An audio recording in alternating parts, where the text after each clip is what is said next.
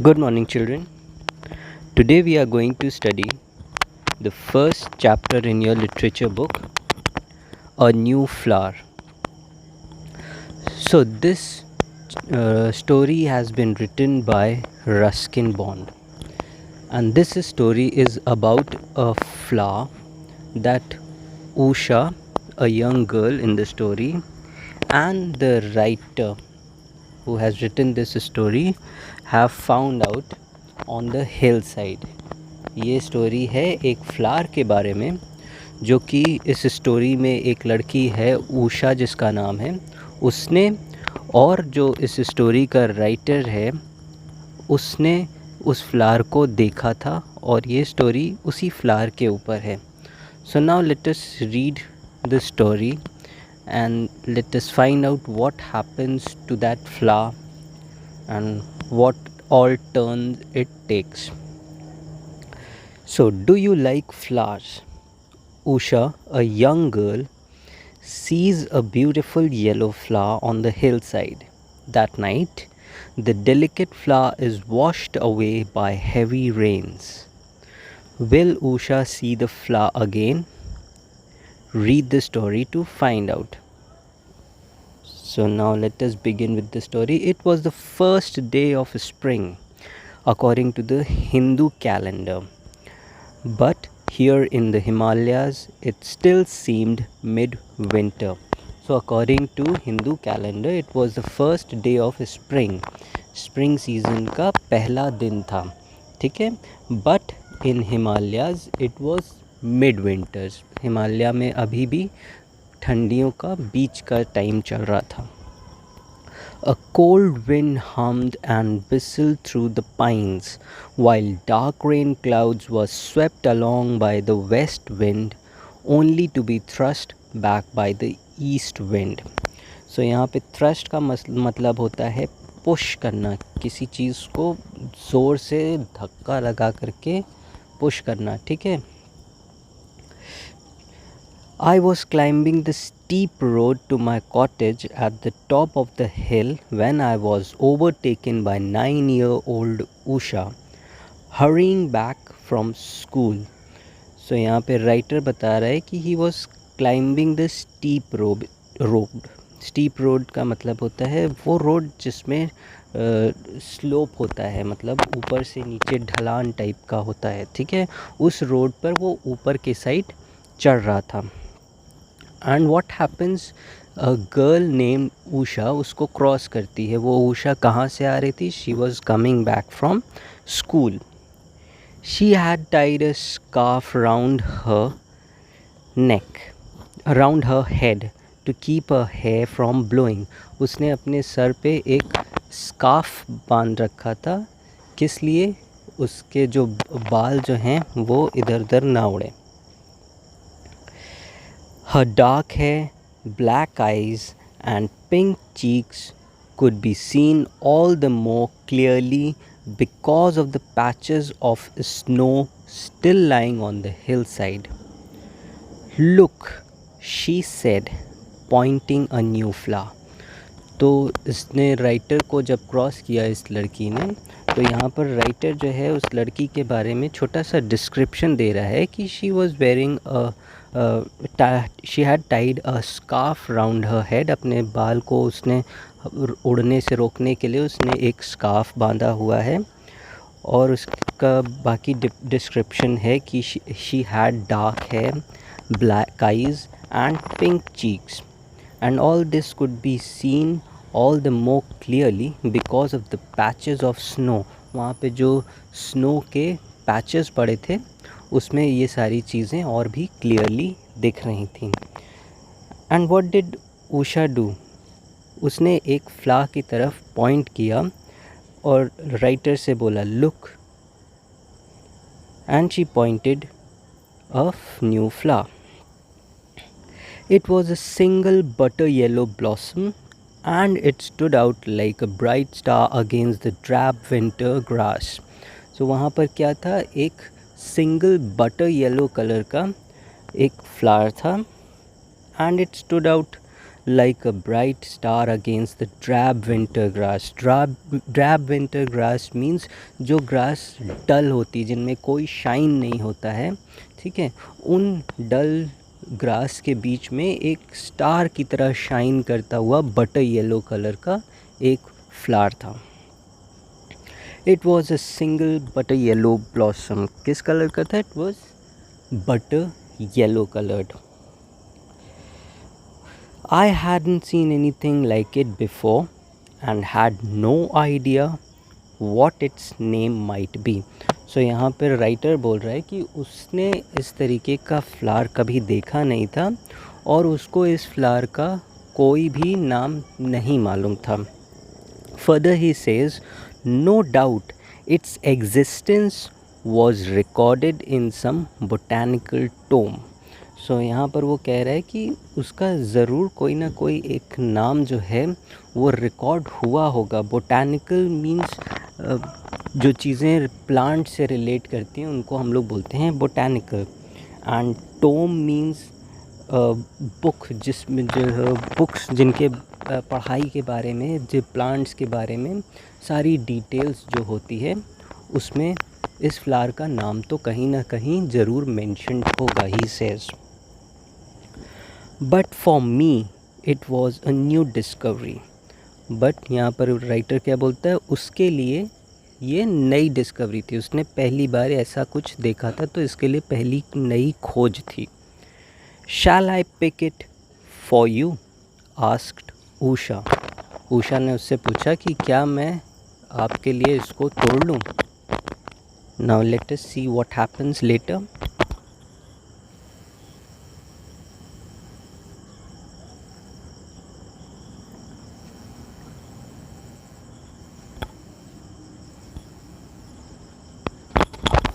No don't I said. Writer ने उससे बोला नो, नहीं, उसको मत तोड़ना. It may be the only one, वो एक अकेला हो सकता है. If we pluck it there may not be any more. अगर हमने उसे तोड़ लिया तो और ऐसे नहीं होंगे. Let's leave it there and see if it seeds. हम लोग इसको छोड़ देते हैं और देखते हैं कि ये और बढ़ता है कि नहीं, इससे बीज और होकर के ये और बड़े ढेर होते हैं या नहीं. We scrambled up the slope and examine the flower more closely. तो ये लोग चढ़ते हुए ऊपर जाते हैं स्लोप से और उस फ्लावर को और पास से देखते हैं. It was very delicate and soft petalled, looking as if it might fall at any moment. यहाँ पे छोटा सा फ्लावर का डिस्क्रिप्शन है कैसा था. इट वॉज़ वेरी डेलिकेट, बहुत नाजुक. डेलिकेट मीन्स नाजुक, बहुत सॉफ्ट सा था. And it was looking as if it might fall at any time. वो किसी भी समय गिर सकता है, इस तरीके से वो दिख रहा था. It will be finished if it rains said Usha.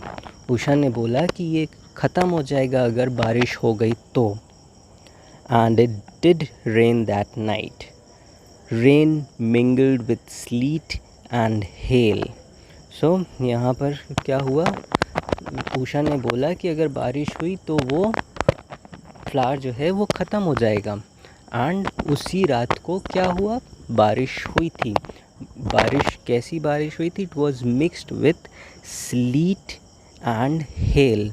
जो बारिश में, बारिश के साथ साथ जो छोटे छोटे बर्फ़ के टुकड़े होते हैं, जिनको हम लोग हेल भी बोलते हैं, ठीक है, वो हो रहा था रात में.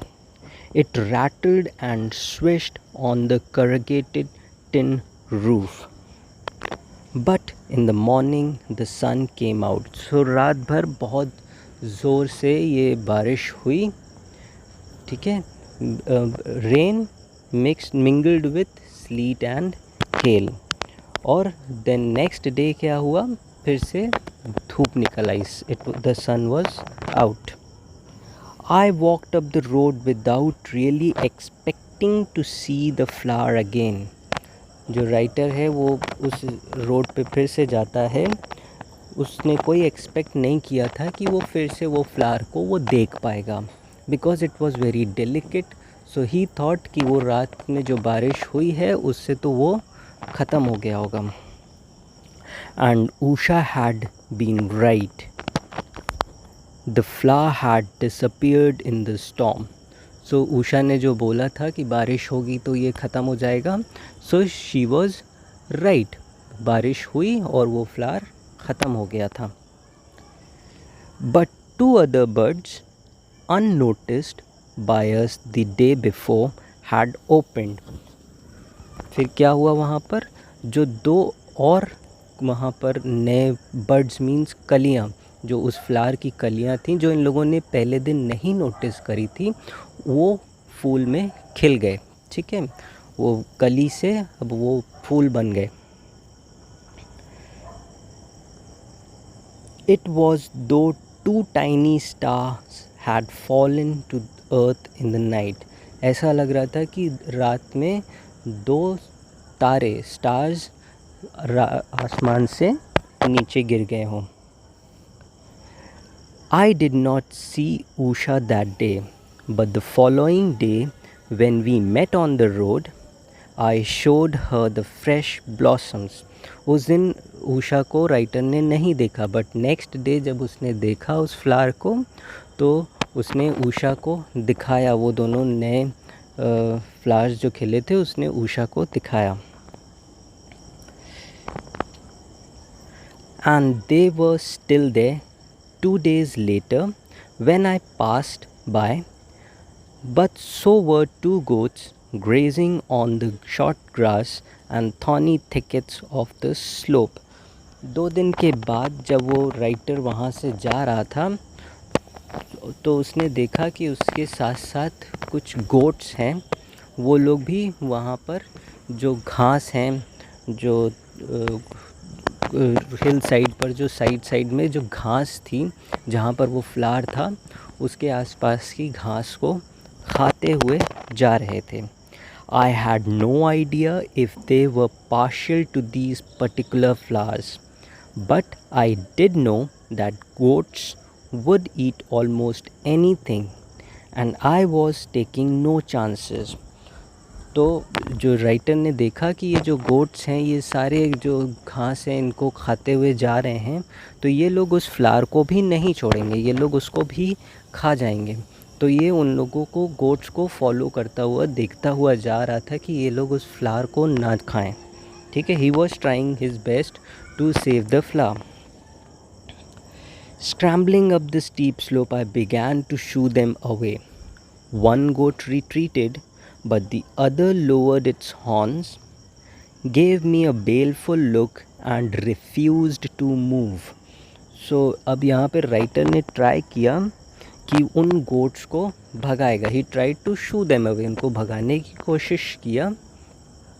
एक उनमें से तो भाग गई, वो पीछे हट गई, बट जो दूसरा गोट थी वो अपने हॉर्न्स दिखा करके जो राइटर है उसको डराने की कोशिश की। रिट्रीटेड मतलब होता है कि पीछे हट जाना। ठीक है, जब उसको किसी चीज़ को जब डराया, उसने गोट को डराया तो वो रिट्रीट कर गए, मतलब वो पीछे हट गए। एंड बेलफुल मीन्स कि किसी को डराना। ठीक है, जब हम लोग किसी चीज़ को, जैसे हम लोग डॉग्स को जब भगाते हैं तो थोड़ी देर तो डॉग्स भाग जाते हैं, बट कभी जब उनको गुस्सा आ जाता है तो फिर they try to threaten you, वो डराने की कोशिश करते। They will show you the teeth, अब वो अपने दांत दिखाते हैं। ठीक है, या they will bark at you so that you get scared of them and you run away. Same way यहाँ पर गोट्स भी ट्राई कर रहे थे कि वो भी डराने की कोशिश कर रहे थे राइटर को। It reminded me a little of my grandfather's pet goat who had once pushed a visiting official into a bed of nasturtiums. So I allowed discretion to be the better part of valor and backed away. Just then Usha came along and sizing up the situation came to the rescue। फिर यहाँ पर क्या हुआ कि जब उस गोट को भगाने की कोशिश राइटर ने की तो वो गोट नहीं भागा, बल्कि वो उसे और डराने लगा राइटर को। तो राइटर को एक अपनी पुरानी स्टोरी याद आई कि उसके जो ग्रैंडफादर के घर में जो पाला हुआ गोट था, वो उसने एक ऑफिशियल को उसके घर के उसमें घर पे जो आए थे ऑफिशियल्स को पुश करके जो एक बेड होता है ग्रास का, प्लांट्स का, उसमें धक्का दे करके गिरा दिया था। तो ये चीज़ उसको याद आई। सो ही रिट्रीटेड, वो थोड़ा सा पीछे हट गया। अब वो उनको नहीं भगा रहा था। ही थॉट कि उनको भगाने जाएंगे तो that might happen with him also. But later क्या हुआ, उषा ने जब देखा ये सब हो रहा है तो she came up to rescue. ठीक है, वो सारी चीज़ों को समझ करके वो आ गई राइटर की हेल्प करने के लिए। Now we will see how Usha help the writer.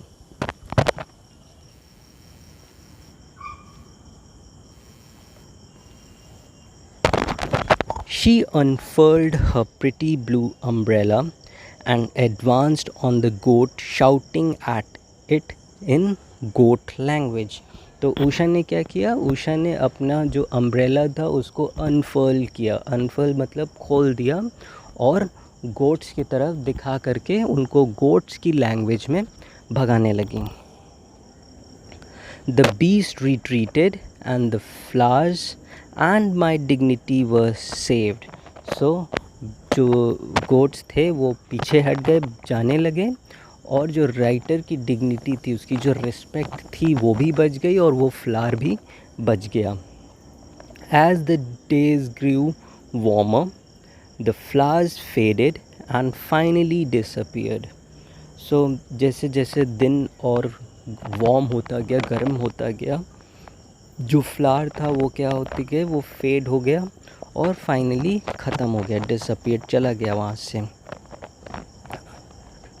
I forgot all about them and so did Usha. So जो राइटर था वो भी उन फ्लावर्स के बारे में भूल गया और उषा भी उन फ्लावर्स के बारे में भूल गई। There were lessons and exams for her to worry about. Usha के पास lessons और exams थे जिनके बारे में उसे चिंता करनी थी।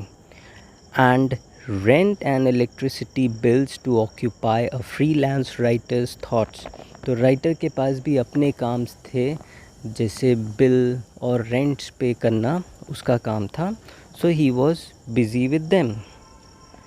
The months passed, summer and autumn came and went with their own more showy blooms, and in no time at all winter returned with cold winds blowing from all directions. फिर क्या हुआ कि मंथ्स पास हो गए, winter चला गया, summer आया, then autumn आया, और सब आ करके अपने अलग अलग टाइप के फ्लावर्स और नए नए प्लांट्स दिखा करके वो सब भी चले गए, and then again winter returned. One day I heard Usha calling to me from the hill side. एक दिन फिर से उसने उषा को सुना उसको बुलाते हुए। I looked up and saw her standing behind a little cluster of golden star-shaped flowers, not perhaps as spectacular as Wordsworth's field of golden daffodils, but nevertheless an enchanting sight for one who had played a small part in making sure they lived.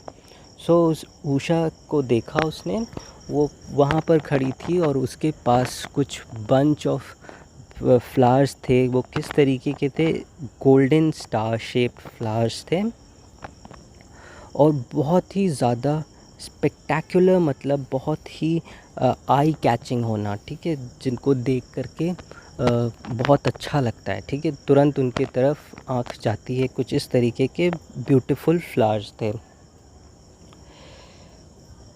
Where there had been one flowering plants, there were now several. जब पहले वहाँ पर सिर्फ एक ही plant था फूल वाला, अब वहाँ पर बहुत सारे थे. Usha and I speculated on the prospect of the entire hillside being covered with the flowers in a few years' time. So ये कुछ टाइम में इन्होंने ये सोचा कि ये पूरा जो हिल साइड है ये पूरा भर जाएगा इन फ्लावर्स से. I still do not know the botanical name for the little flower. अभी भी उस राइटर को उसका नाम नहीं पता था. I cannot remember long Latin names.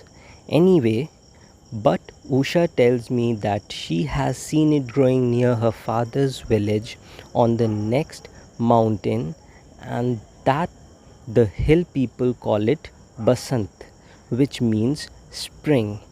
सो उषा ने उसको बताया कि इस तरीके के फ्लावर्स उसने अपने फादर के वहाँ पे देखा है, और वहाँ पर जो लोग हैं वो लोग इस फ्लावर को बसंत बुलाते हैं, जिसका मतलब है spring. Although I am just a little disappointed that we are not, after all, the discoverers of a new species, this is outweighed by pure pleasure in knowing that the flower flourishes in diversity. In adversity, may it multiply. So ये जो flower के बारे में उषा ने बताया, तो writer थोड़ा सा डिसअपॉइंट हुआ कि ये लोग उस फ्लावर के डिस्कवरर नहीं थे, बट और भी लोगों ने उसको डिस्कवर कर लिया था. So at the end the writer says may it multiply, मतलब ये और बढ़ते जाएं. So how was the story? I hope you all liked it. Okay, so if there is any problem, कोई भी चीज़ अगर नहीं समझ में आई है, so you can go through the story once and then you can contact me. अगर कोई चीज़ नहीं समझ में आती है तो you can contact me.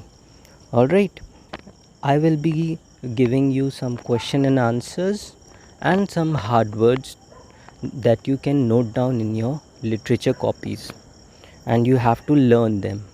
Alright, so I will see you in the next class. Take care.